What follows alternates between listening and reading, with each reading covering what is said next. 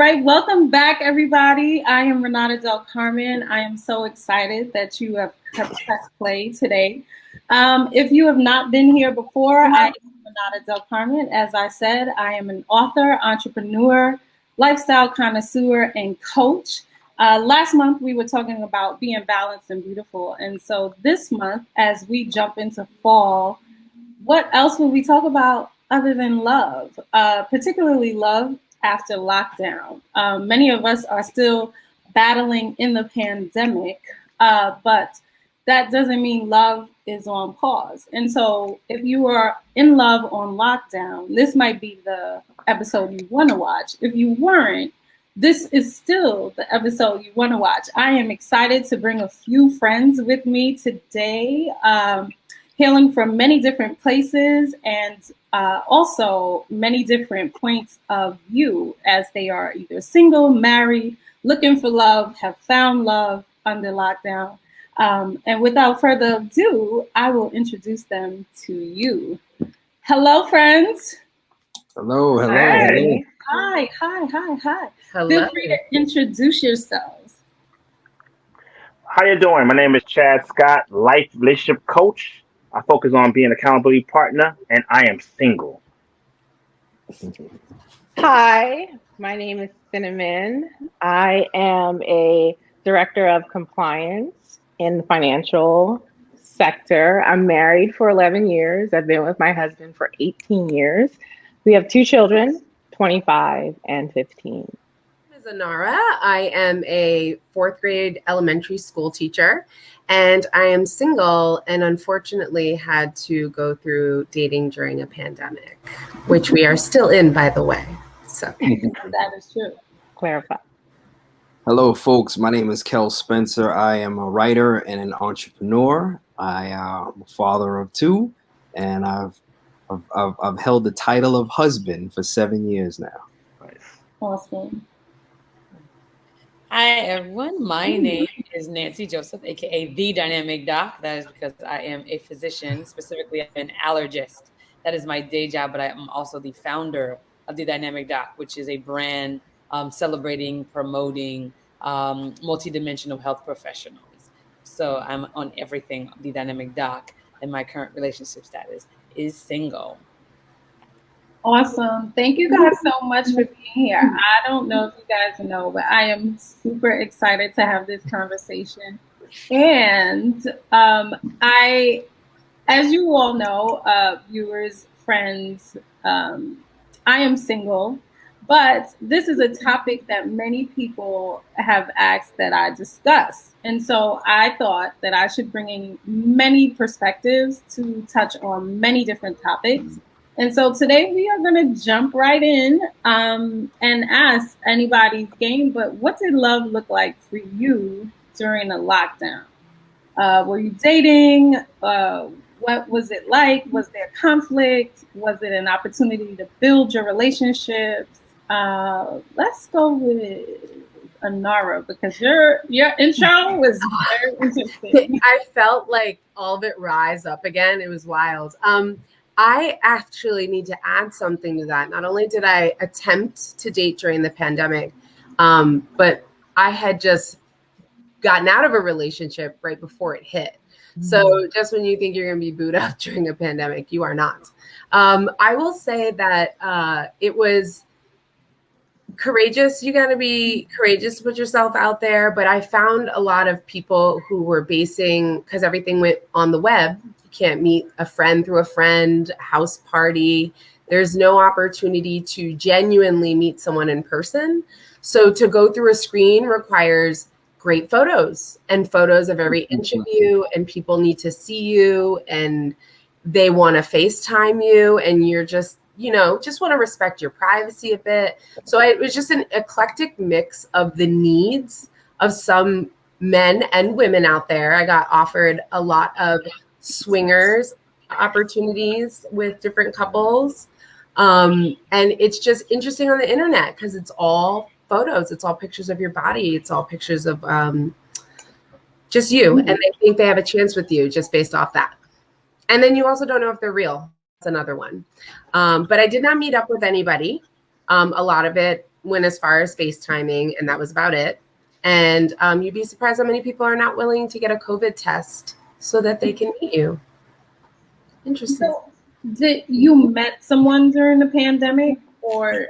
We are still in one, so yes. No, I'm just teasing. No, yes, I did. Clarify, that's important. I didn't do it as early as like when we first quarantined, but once summer kind of broke out and you could be outdoors and go to a picnic with someone or, just go walking somewhere, that was what made it a little bit better. But yeah, I met up with a few people.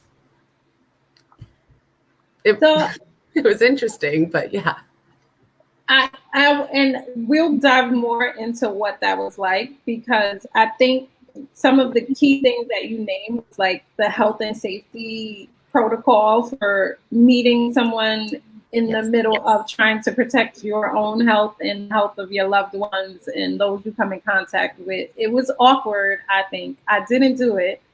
But from what I heard, it was interesting. A lot of park dates, a lot of outside. And also think about the energy you have when you meet someone, right? You feel a little bit of electricity if it's worth it. And so people think because of the way you look, they're going to take a shot. Does that make sense? And then you kind of have to weed through. So I would say like 99% of the time I swipe left because I guess I have a specific standard or I'm picky, but I just knew through a vibe about how you present yourself online is probably pretty clear how anything else is going to look. Does that make sense? You tell a story by your Facebook pictures. Absolutely. So delete the ones that don't work. Whatever the story is told or received based on perspective. Chad, what was your lockdown love like? For me, I wasn't dating, but I got a lot of, normally during me coaching, relationship coaching, around Valentine week is when I get the most hits. The most people inbox me. But for some reason, during this pandemic, I had more contacts during Christmas time when everybody posting the pajama pictures, the family pictures. It triggered a lot of people, and they're like, "Chat, I want love." So during that time, it was going over their online dating profiles, what they're looking for in a man, and so it was more of that was going on during that love. Me personally, I wasn't dating, but I got a lot of my traction during that Christmas season because it triggered people. People really want I want that family PJ photo. So I was dealing with that during the pandemic. That is hilarious. Cinnamon, as someone who is having family photos, tell us, what was love like in the lockdown? Well, that's funny because he said, he was speaking about family photos, and we did do the pajama photos. And I feel like, strangely enough, we were all like at each other, but smiling in the family photo. So for me, during the lockdown, I had to give myself grace for feeling like I did not want to be around my family half the time. And this was well into the lockdown because I have a fair amount of space in my house, but for some reason, my husband and my daughter, who lives at home, my son does not, would wind up in the same room with me all the time. And prior to lockdown, my husband and I traveled quite a bit for work. So we would be out of each other's presence for quite some time. So I didn't recognize that really helped with the balance for us. And when we got locked down, it was like every day, like literally every day I have to see his face and hear him chew and breathe and all of this. I love my husband and my daughter and my kids, but it did get to a point where I was a little frustrated with, not having my own space or not having time to myself. Even if I was in a room, you'd hear a knock or you could hear them. And I never thought that would be the case, but it was, and it was very challenging. But I had to also say to myself, that's normal, because I think that some people wound up out of these marriages or relationships through going through this process, but I felt the feeling and I decided to tell them about it and talk to them about it. And, my daughter got an attitude and everything, but she did give me that space that I needed, and my husband the same. And it was important for me to communicate that, because otherwise I felt like this was too new for me. I was not used to really being on top of each other like this And I felt like that balance that we had with travel and being away from each other often made us miss one another. And I did not miss my husband during during the lockdown. That is thank you for bringing that to the truth. Because some people wouldn't say it. And that's exactly why I brought you here, friend, because we need the truth tonight, especially for those who are out here single and looking for love and wanting that cute family photo. Kel, I'd love for you to jump in as someone who's married on your experience on lockdown and in love. Well, I have some similarities to Cinnamon in that my wife and I are both entrepreneurs, and we got married coming off of a quasi long distance relationship. She was deep out on Long Island. I was in Brooklyn for the 4 years that we were together before getting married. So we primarily only saw each other on the weekends for 4 years. So, we always had this idea that once we get married, we'll have the traditional everyday, and that never really happened just by nature of our careers. So when the pandemic hit, and, I think I can speak for a good chunk of people when it hit, maybe this will last for a month. Then after a month goes by, maybe another month. And after 2 months goes by. But I say that to say, in that time, we were together more than ever. And we are like big on what a friendship means to a romantic relationship. We constantly get asked, give me some advice. Give me some advice. And, communication is key. You don't go to bed mad at, we don't give that. We believe that, your spouse truly should be your best friend. And after time, I said, you know what, this is really going to put this to the test. And it's been a blessing. Spending more time, I'd say in the last year and a half, 2 years together, concentrated time, than we ever have in the entire 11 years that we've been together. And I believe it's made our friendship stronger. It's created a more fluid system, from dropping kids off to bedtime to, we have a 2-year-old, a 2.5-year-old, and a 5.5-year-old. So, it's been a blessing, to be honest with you. It's been a blessing. And, with us being out on the island and not necessarily having the same mandates as the city, we were still able to go out and do certain things while certain things in the boroughs were locked down. So yes, it's been a blessing. And that's not something that you want to wave your flag about, because the pandemic has been so many different things to so many different people. But with this being the space that it is, this has been a blessing. I think you're on mute. I certainly did mute myself. To be clear, sidebar, I prefer to be on mute than accidentally unmute it every time. That's true. I was saying that is beautiful. Your response was the one that I'm gonna post the clip of and then put hashtag goals. Hashtag relationship goals. I was like, oh, how great is that? Yeah. I was like rooting when two parents are present. Look what you can do, right? That part. Nancy, tell us. I promise you will not be least or last ever. But tell us about your love on lockdown experience. So for me, things are a little bit different for various reasons. First of all, my name's Dime Doc for various reasons, one of which is because my life is just that. Because I have various aspects to it. There's that single and when you're at home type of aspect, but of course, being a healthcare worker, my life changed, but a lot of aspects of it didn't, right? Because that's kind of my job. So my life didn't necessarily become this kind of ball of hibernation or self-quarantining. I didn't quarantine with anyone. Not that I had anyone to quarantine with, really. But even if I did, I wouldn't have. I, in fact, would be putting them at risk because I'd literally be coming to them every single day. So that was one of the aspects of the quarantine boot up experience that even if I had someone that was not like feasible. So in fact, my quarantine, my like love during lockdown experience has been really ebbs and flows. 'Cause so in the very beginning of the pandemic, I was doing online dating already before the pandemic. And so in the very beginning, I had already linked up with someone or, matched with somebody. So then it just so happened that we were both physicians.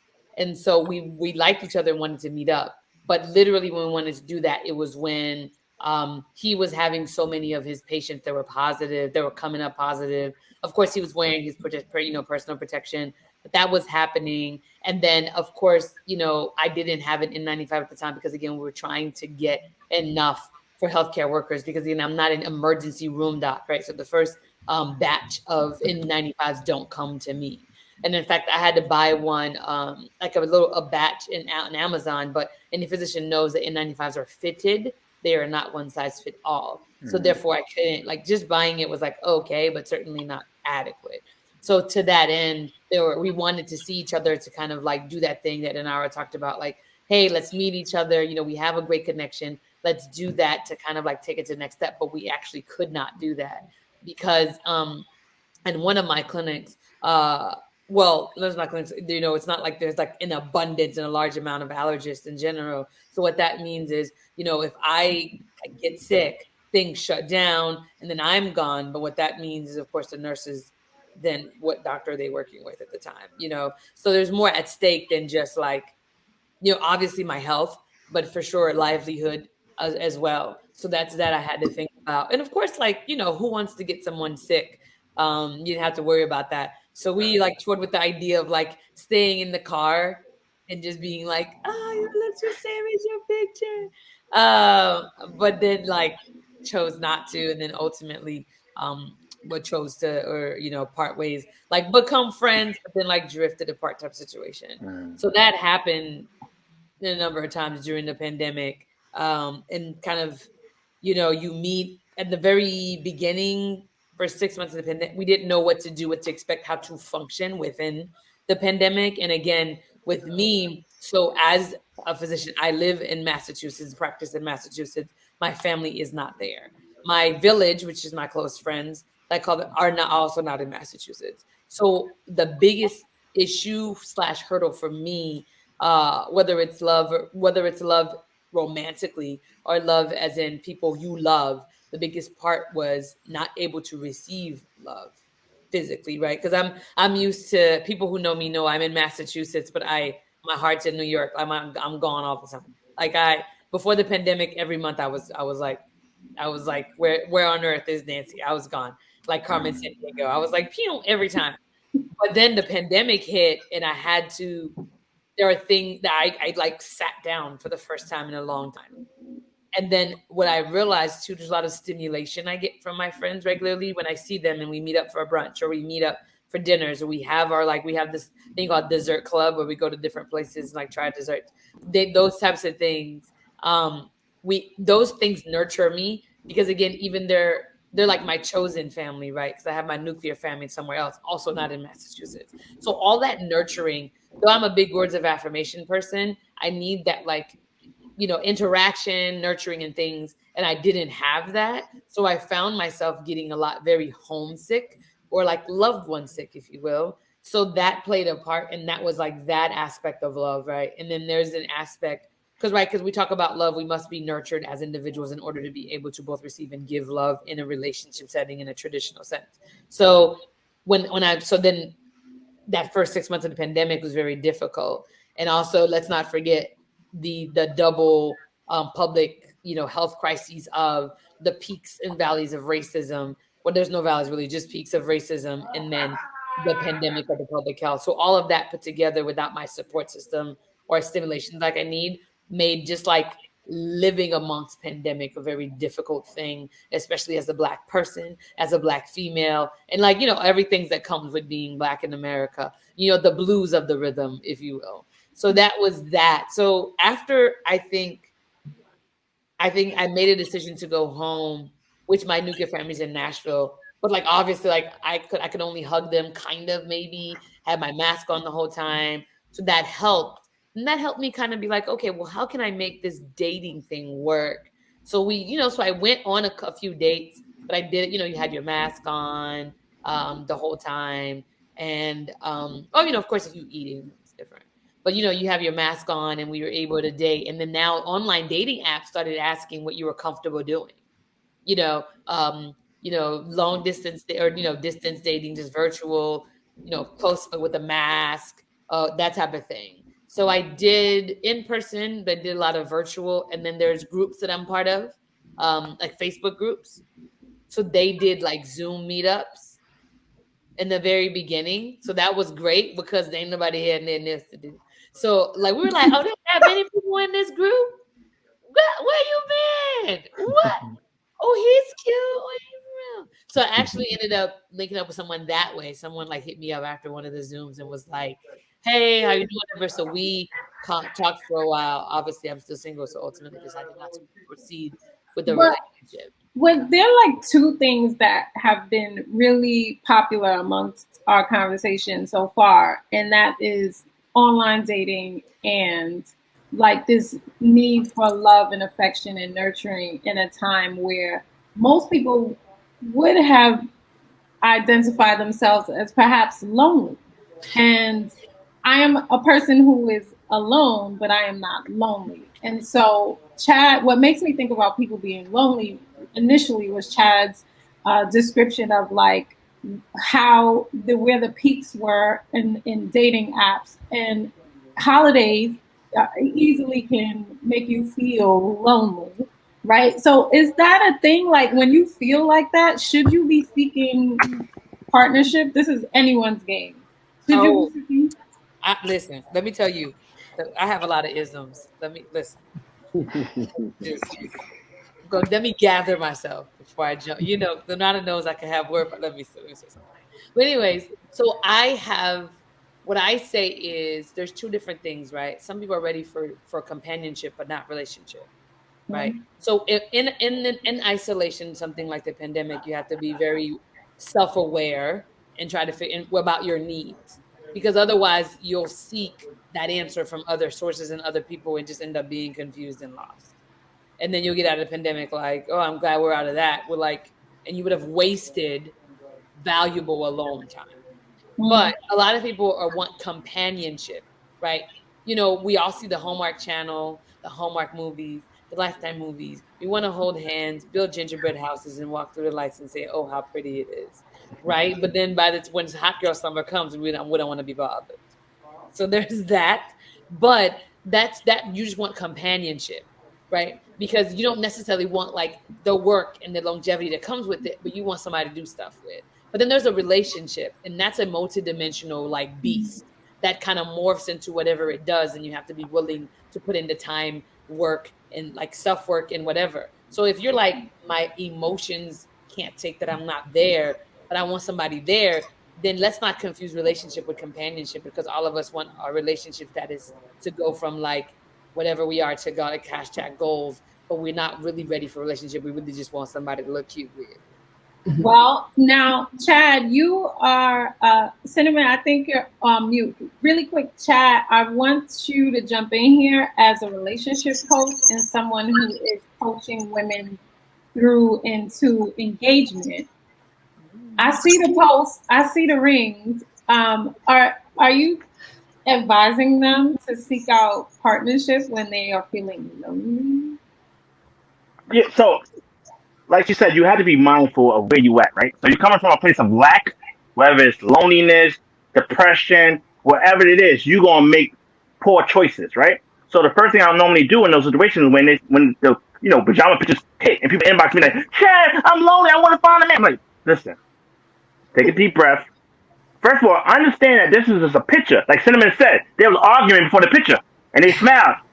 So don't be caught up in that picture. You don't know behind the scenes what this picture does, right?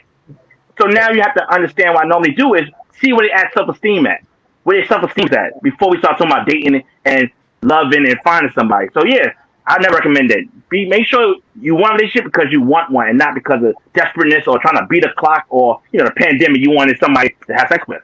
You want to be careful what your expectations are.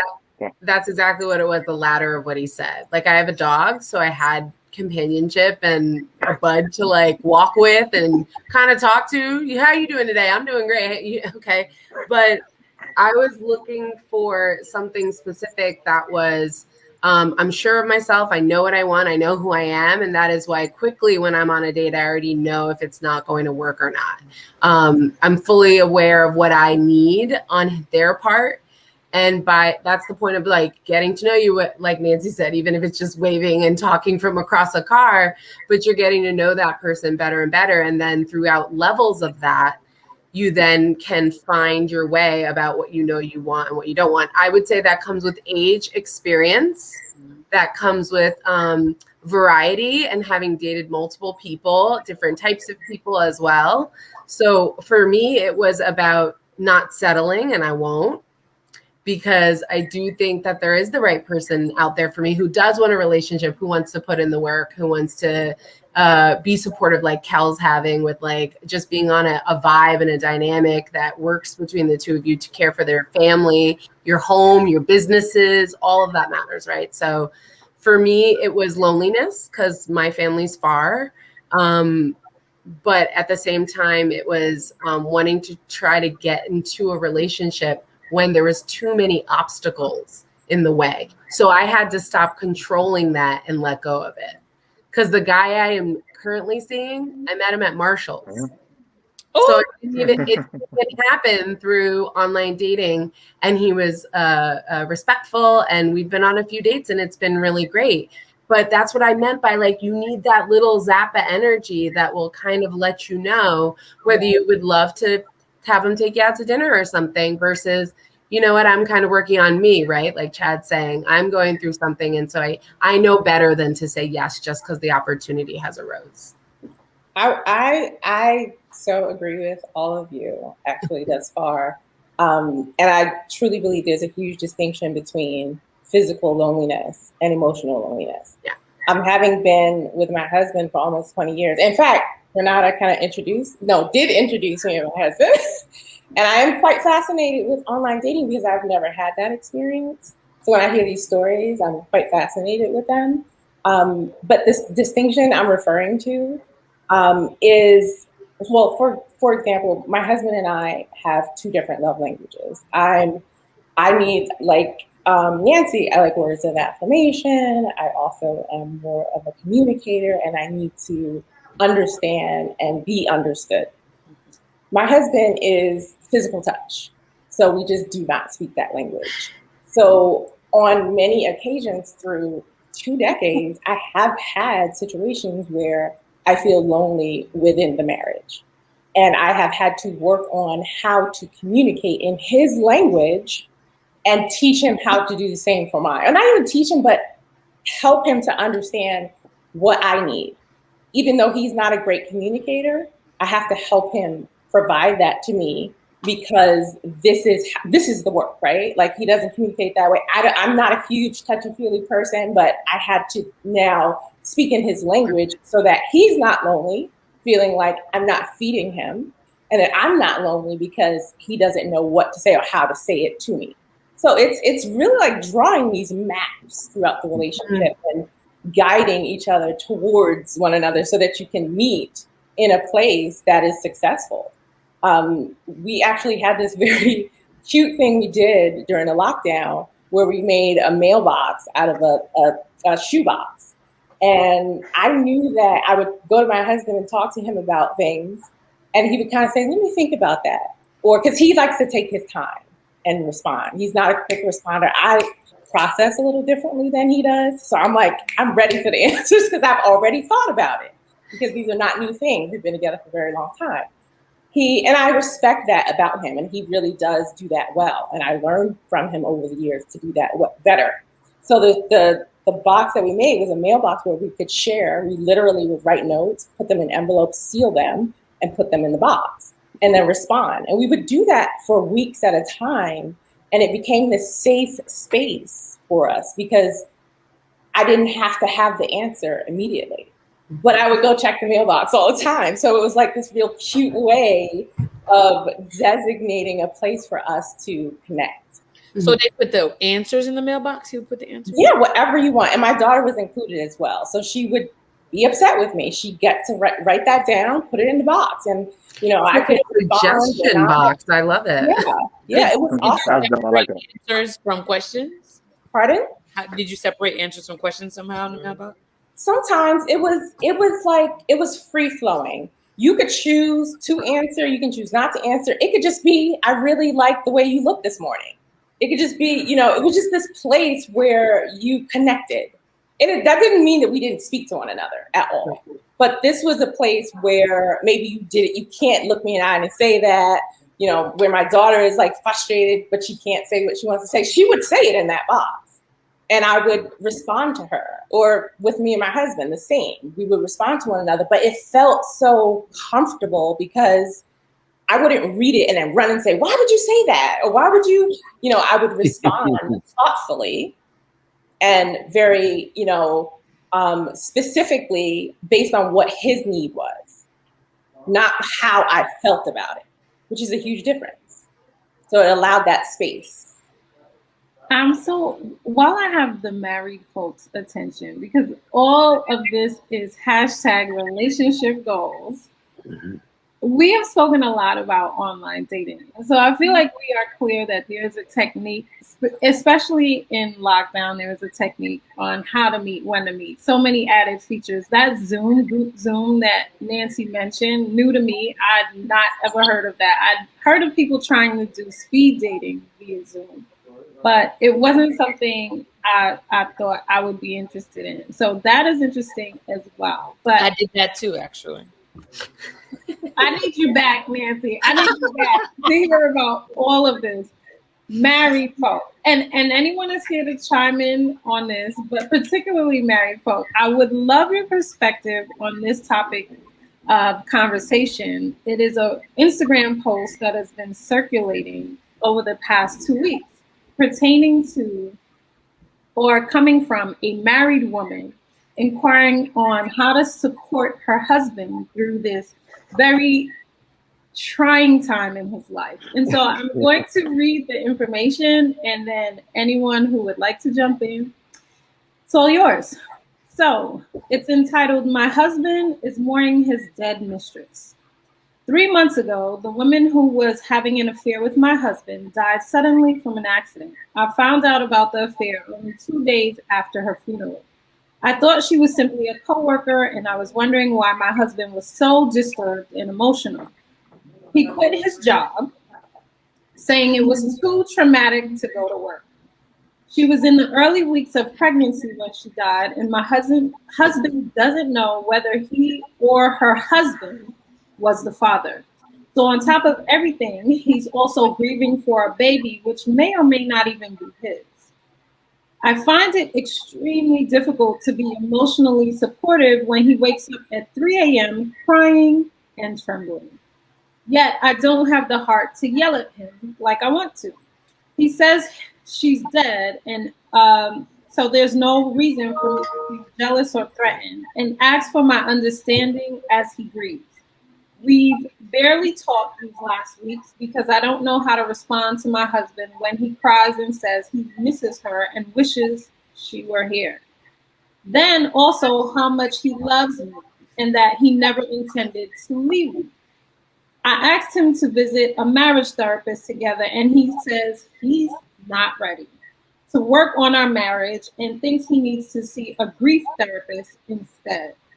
Do I need to give him time to mourn the loss of his mistress, or should I demand he focus on our marriage? You'll happily start. I do have to say, I know someone who's gone through something similar, and I will say that the woman goes to therapy, and now he does as well separately. But one of the pieces of advice was you're both mourning a relationship. So she's also mourning who now this new man is, now that she found out he was not being faithful. So I just think that's an interesting perspective, that she only thinks he's the one in mourning when she's also trying to possibly save her marriage overall. But that takes work. Yeah, that's a good point. And I think as a married person, you have to decide at what is the crossroads, right? She found out. And if she decides I'm going to stay and commit, she's going to stay by his side. Like she's going to decide all of the other things, that all of the other emotions, all of the other frustrations that comes with commitment. So once you hit that crossroad and you decide to stay or leave, staying means he may need time to mourn.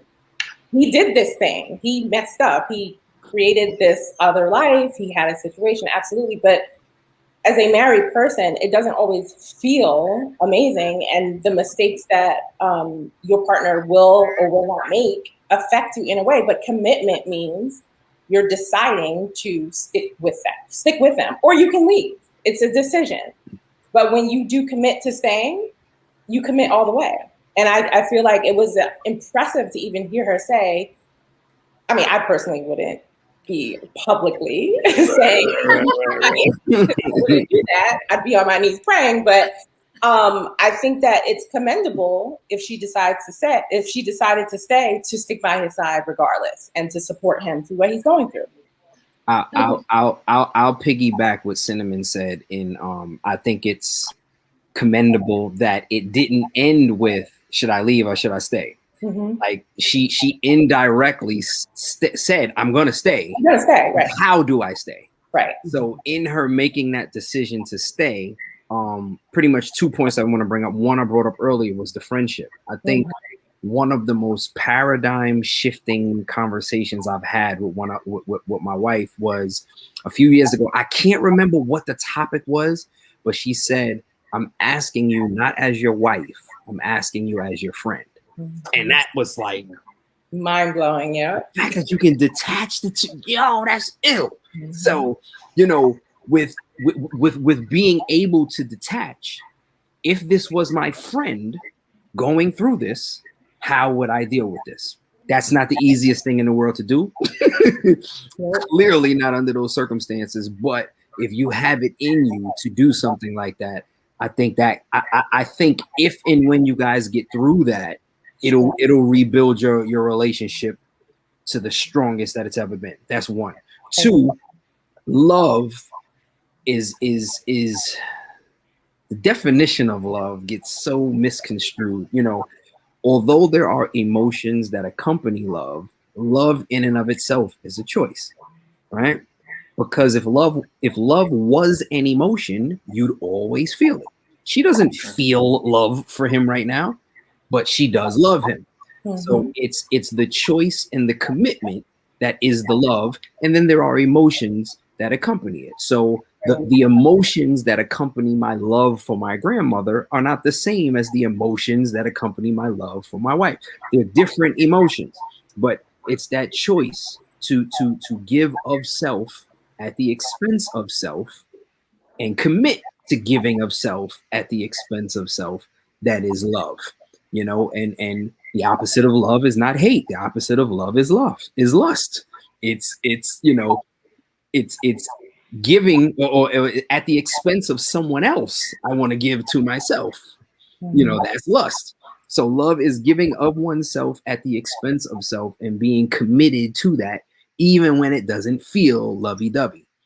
And she is exemplifying this. I would love to know if it's an actual factual situation or just a meme that somebody made up. But that friendship piece and having a healthy understanding, a healthy acting definition of love, that solves a lot of problems. It's not always the easiest thing to do, but it helps to withstand. It's a choice, like you said. Absolutely. You have to decide every day.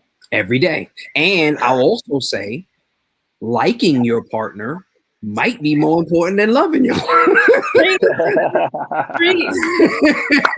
It's not just as important. Love is the overarching premise, but like gets you through the day by day. Day by day.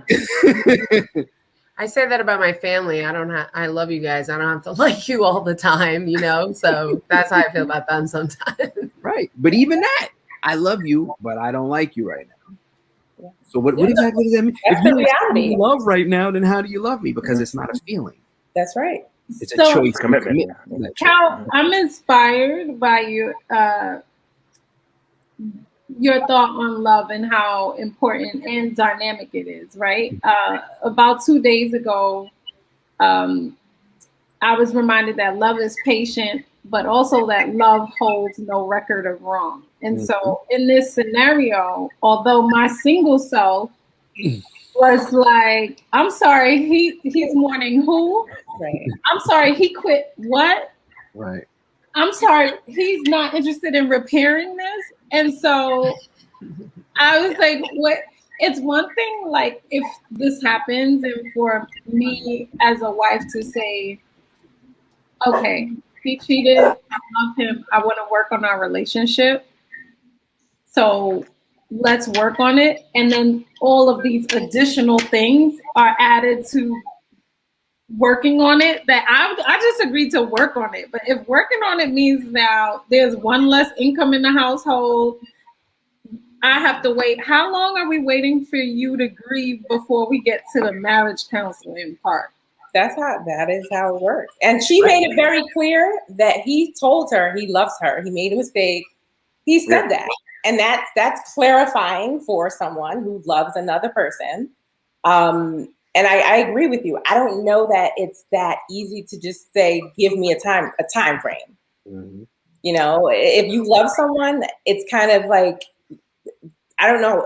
Don't get me wrong. I think there are time frames on things. However, when you are in situations, I don't think you look at it that way. You say, I've committed to loving this person, and whatever time it takes to get there, your heart will tell you otherwise. Like, your heart will let you know it's, this is over. I need to choose me because it hurts too much. And I think if that is the case with her, she will have to remove herself from that circumstance. I was just about to say that, Cinnamon. I was like, listen, as you know, I'm single, so I'm not. But what I do know, as someone who is like inherently a selfless person, the dangers in being, Corinthians 13, love is patient, love is kind, all of that.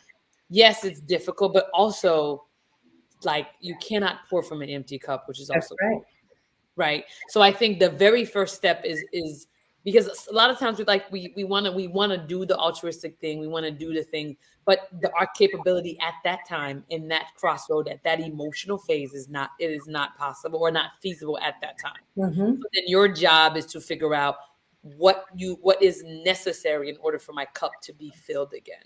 Right. So, like, maybe you want to do this, but you just don't have the internal wherewithal then. Right. When I read the story, my thought process was, because when you find yourself in a storm, you must seek shelter in order to be able to, like, clear your mind and figure it out, right? Because now you're in the midst of this storm, right? There's his grief, there's his feelings, and because they're so loud, they may just be drowning yours. Sure. And to that, you don't even know what yours is, and maybe you do, and you kind of want to what. And so you're like, maybe I want an objective person to figure it out. Let's do counseling. And he's like, but also no. Right. And you're like, but I really need it. That's fine. You can go. You need it. You don't have to not, like, just because he doesn't want to do counseling. That's right. Doesn't mean you can't do counseling. Yeah. Just because you want to stay together ultimately doesn't mean that you have to be in the same physical space day in and day out.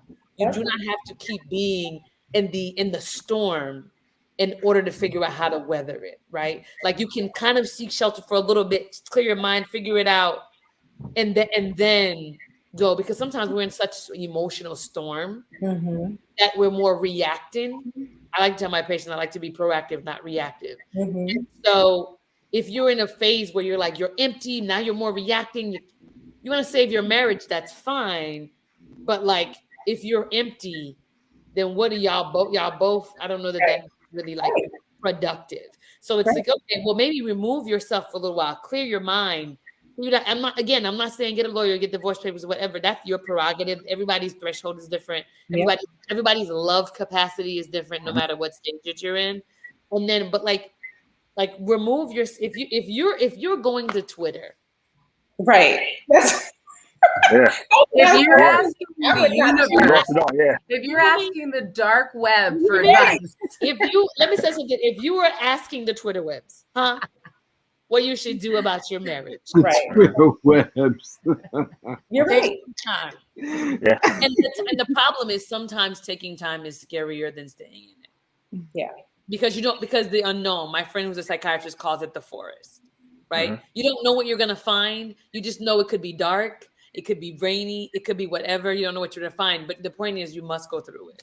Right. But to say the opposite, I mean, maybe they're so lonely they didn't know what to do. Maybe the voices were so loud around them personally that they felt to throw it out to an possibly an unbiased world. If you heard that story, how would you react? Like Renata said, my single self would be like, I just needed to read the first half of that story. When you lost your job, it was over after that. But like, somebody who's in it would then be like, it's much harder because you're not writing the narrative. And so I just think, for me, it felt like this person was just kind of reaching out because I think Mindy Kaling said it best. She goes, I always tell people get advice from 3 places. A coworker, so someone who's like friends with you at work who knows you a little bit better, someone from your family, and then a best friend. And then you're able to kind of get a collective. About what? About general things, but some people really do ask like 2 friends that they're close to in family, or they'll ask them just people who know them well and who can hear it but still be a little bit biased because they know your situation and they're just trying to be supportive. So I think sometimes when people throw things out to the internet, it's the, like, you know, when you watch videos and they say, hey guys, and like, who are you talking to? Like, do you even know? And I just think this person does not know. And that was a lot of detail, but I just think they were maybe just trying to see, like Kel said, maybe it's fake. See what the outside world thinks. Also, plot twist, just to be devil's advocate, it could be that person's friend. Writing it, putting the situation like, okay, she can't see what we. If y'all was get your tea, everybody. Let me tell you something. Yeah, Inara can't see. Yeah, right. Maybe if she sees herself online and like, thousands of comments, like, how do I hold up a mirror because she won't look into it? How do I make it so she has no other choice? You make a mailbox. And everybody puts what they feel in it, and that's how you solve this. I just want to say real quick, Cinnamon's reaction when she was like, ask him about what? I was like, you know what it is? I wanted to pat my fro because Cinnamon was looking like a true married woman. Ask them about what? Well, I made that mistake early on in my marriage. I made the mistake of trying to solicit advice here and talk about it here, but my husband is the only person. Right. My husband is the only person that has an opinion. Yeah. That is it. About us. That's it. Chad, relationship coach. I'm putting you on the spot. Fine. Homegirl is trying to figure out if she's leaving her husband or. And she needs you to tell her what to do. She just needs you to tell her. No, she's not this. She's really asking, how can I be there for him?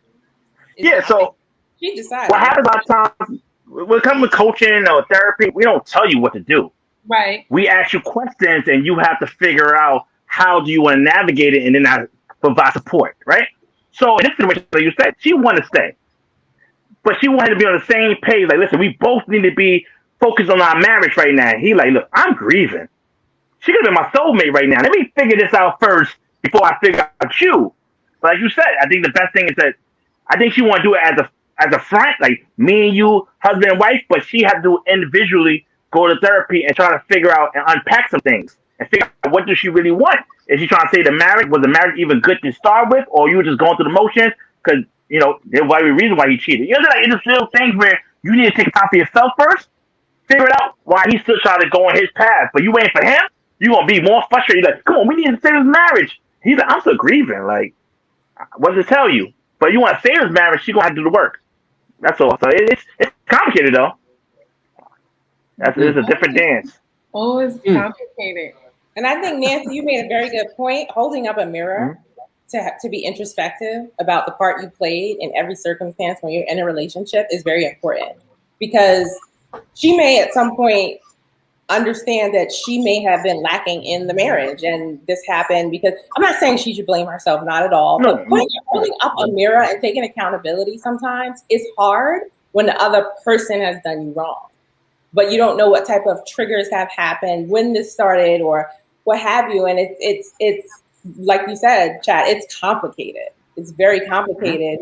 But oftentimes, something like this doesn't just happen because everything was amazing and the person decided to step out. There was something at some point. You guys, this particular topic in our conversation so far this evening has made it very clear that there are things that you cannot ever say that you will not do because you don't know what scenario, whether it be pandemic and or marriage on the rocks, that you will have to adjust. So what would you say, anybody's game, you had to do? Maybe it's something you say you would never do that you changed through the pandemic, or something you didn't realize you were capable of that you are now willing to do when it comes to love and relationship in order to keep things on the up and up.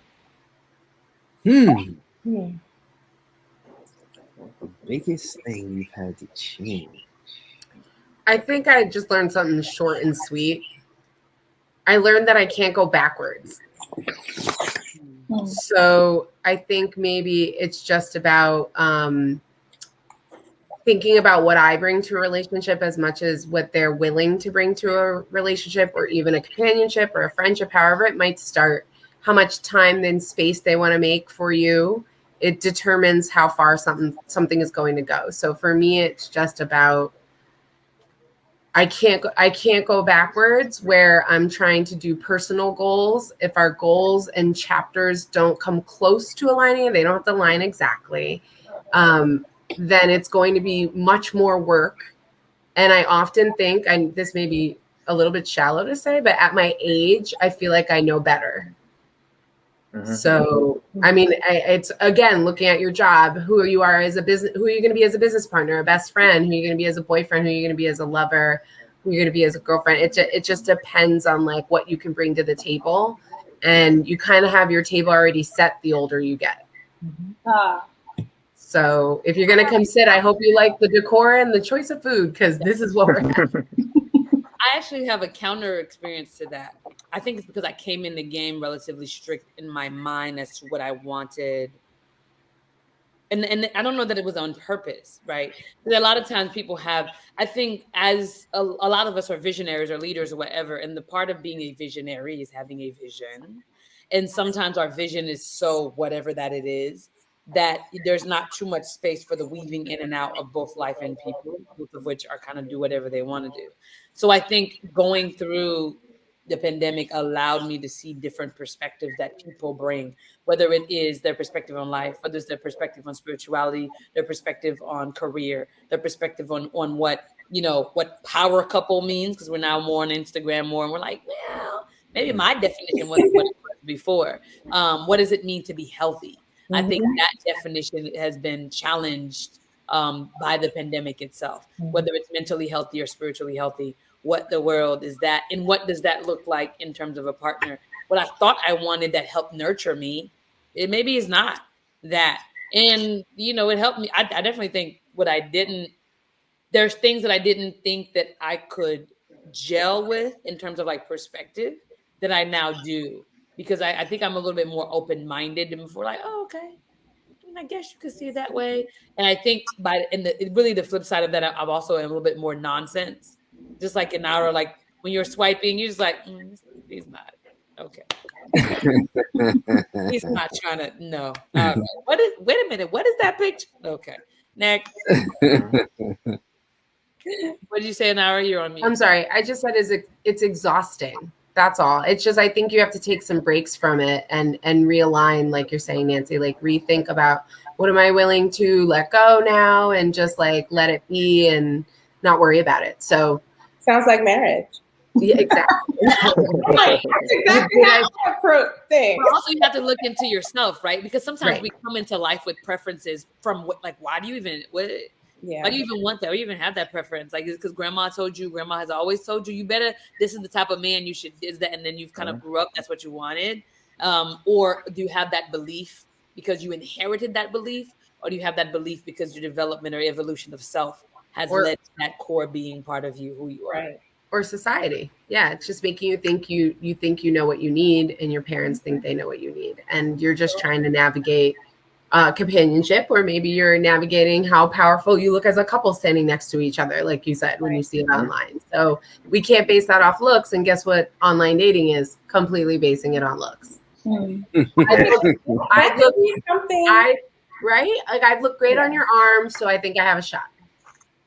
I think that's a good point, because the woman that posted on Twitter about her relationship, maybe she got the idea from, historically from her family, that you don't leave, you stay within the marriage, you go through it, you get through it. And there are a lot of families that are that way, women that are going through emotional, instabilities and just taking all the things from their husbands, or vice versa. It doesn't necessarily just have to be the man, being abusive to the woman in any way, but you're taught to stay, to get through it. And perhaps that is an idea that she has, that she must do this regardless of how she feels about it or what she decides she wants to do.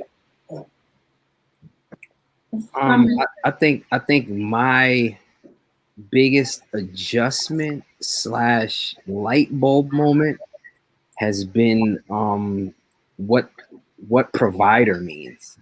And too often provider means breadwinner and it means nothing else. Nah, not so much. It at the core of leadership is service. And being a servant is just making sure everybody else has what they need. And when a pandemic hits and you're the head of a household and you're not quite sure what a pandemic even means, you're just watching the news and you're watching numbers rattle off and hospital beds being wheeled out of hospitals and school being shut down. And if I'm supposed to be the captain of this ship, what exactly, but I definitely was I had the revelation that more now than ever, making sure that everybody has what they need. And I don't even mean that monetarily at all, emotionally, conversation wise, tapping into love languages. You may have kids and, kind of getting an assessment of what their love language is. Clearly, we don't mean it in a romantic sense. Yeah. So it's all still true. Absolutely. So, I think the biggest change for me was just that realization that, when that ounce of panic did hit, like, wait a minute, I might have to thug this thing out. But, but at the core of it is just the recognition and the understanding that, as a unit, there needs to be some sort of focus and understanding and plan. And then the 3 other people who I live with individually is just understanding what they need and how to cater to those things. And not just because it's a pandemic. However, the circumstances of the pandemic did make that light bulb go off and, spark principles that now need to be applied forever. I have a question for parents. Did you feel like it made you a better parent too, as well as a better partner? 100%. Yes. Okay. And, just wondering. And I think the at the core of why it made me a better parent, more in the last year and a half than ever, I realized how much our parents really didn't know. And did not have the internet to ask a thing. Correct. And that is why that woman wrote that post. That is why. So I'm raising an adult and a teenager. And my son was actually living at home. He came home from college. So he was living at home during the beginning of the pandemic. Mm-hmm. And he had a girlfriend at the time, and we explained to him, you're going to lock down with us or not. You can do whatever you decide. He decided to lock down with us. My son would have his girlfriend sneak and drive over here. He would go sleep. He literally slept in the car. I live on a cul-de-sac, so they thought it was safe. and then come back in the house in the morning. So when we found not you telling my baby business on the internet. but you're gonna cut this part out. So would you love your child? Would you talk to him about what he did? we literally, because we were in panic. So we would literally told him he couldn't come out of his room for 14 days, and we would feed him through the door with masks on. We had no idea, right? It's all new. But then you know what? He's an adult, and I came to a crossroad as a parent, and I said, you can leave. You're not locked in here. And I think that, and it was from a place of love, not from a place of anger. You know, we came to him and said, hey, we don't want you to be uncomfortable. If you absolutely have to see people and do that, but you have to know what that means. And if you can, take that on by every means, do that. And he did. About a month and a half, 2 months later, he moved out. And he, went and did what he needed to do. And actually he wound up getting his own place, and, he's still doing what he needs to do. And I thought, as a parent, I could either continue to keep getting frustrated with him or us treating him a certain way while he's here, or tell him, hey, you're an adult, make a decision and either abide by our rules or not. But this is what it's going to look like. And I think the difference was that the pandemic caused me to, I was kind of forced to come from a place of love, because it wasn't like we were saying, you need to get out, you're not paying bills, you're not doing X, Y, and Z. It was we literally have no idea what's going to happen to us if we get sick. It was too early on, but you can do whatever you decide. We love you. We want you to stay here and, lock down, but this is not how it's going to work.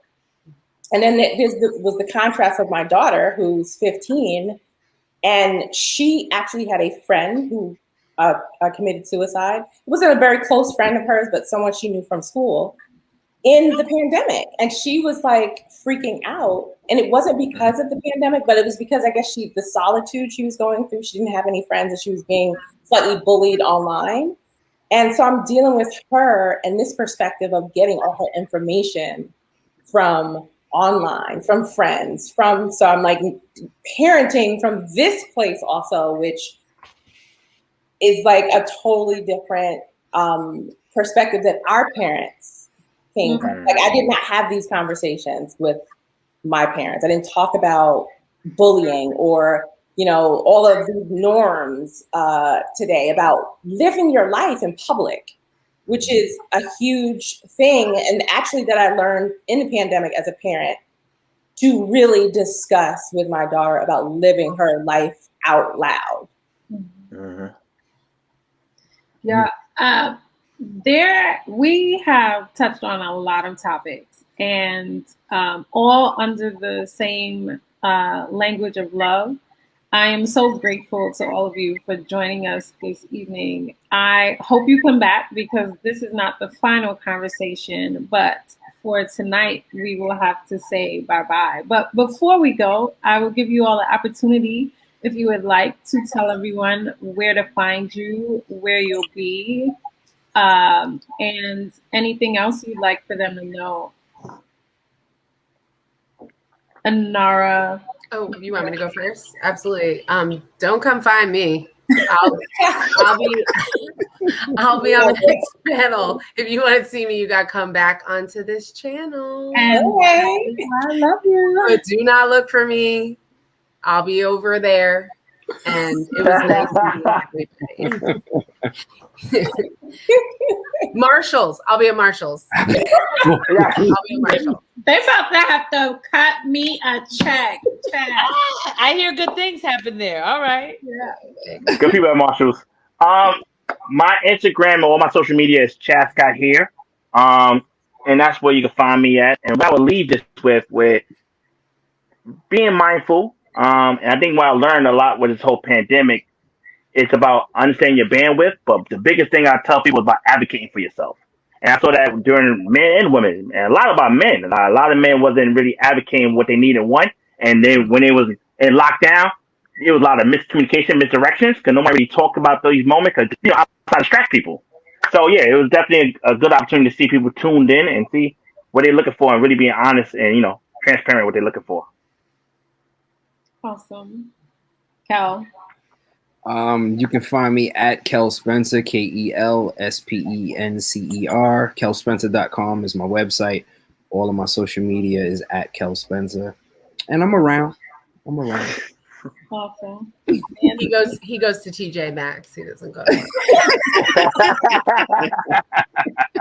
He's a family man. He goes to TJ. I'll be in the belt section. I'm in the belt. Listen, winter is coming, so then to Burlington, get yourself a couple of provisions. So funny. Nancy. You can find me everything on The Dynamic Doc. So that is thedynamicdoc.com, The Dynamic Doc on IG, Facebook, and also YouTube for everything The Dynamic Doc. I am also on your favorite podcast modality near you, a podcast called How Do You Medicine, talking to multidimensional health professionals about doing medicine their way as opposed to the regular four walls of the clinic, the hospitals. We don't do anything typical, and I'm not a typical person. Therefore, I do not have a typical podcast with typical people. A lot of us are extraordinary. I just want to highlight that, and I just choose to do it with health professionals because that is the community I'm mostly part of. But yeah, that's me. And Cinnamon. You can find me at Spice Chambers, which is my handle for all of my social media. Although my name is Cinnamon Chambers in real life, I wanted to have something separate because of my name. So, but it's SPYCE Chambers at Spice Chambers. Awesome. I am so honored to have you all here. Definitely a blessing to have your perspective always. And I am excited at the thought of you returning. So we'll be back, everyone. Don't fret. I know cuffing season is a thing, and I'm not a fan of the term cuffing season. Just so many things come to mind when I hear that. But we'll discuss it. We'll talk more about what it's like to date biblically, if that even exists. We'll talk more about what it's like to date in a world of preferred pronouns and what it's like to date over 40. So I hope you return this month. We'll be posting, we'll be laughing, we'll be talking, and it'll be great. Thank you for tuning in, and see you soon.